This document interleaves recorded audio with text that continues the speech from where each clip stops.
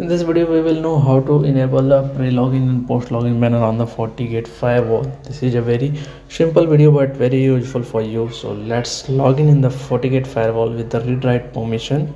If you have FortiGate FortiManager, then you can directly post the script from the FortiManager. But let's see on the direct FortiGate firewall CLI console. So after login, you will land on the FortiGate dashboard, and you need to click on the CLI console of the FortiGate, or you can directly log into the port of the FortiGate and go to the global by this command config system global, and run set pre-login banner enable and set post login banner enable, and then end.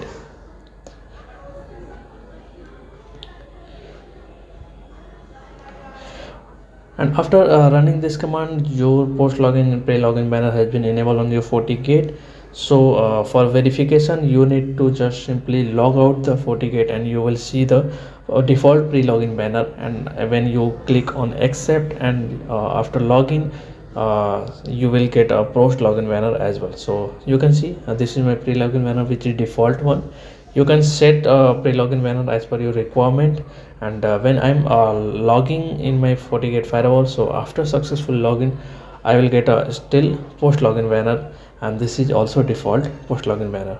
So this is a very simple step. You will enable a pre-login post login banner on the FortiGate by using this command. And if you want to change the pre-login and post login banner, you can refer to my another video, which is in my description. You can click on the description link and you can visit to in a new video. Thank you for watching. Thank you so much.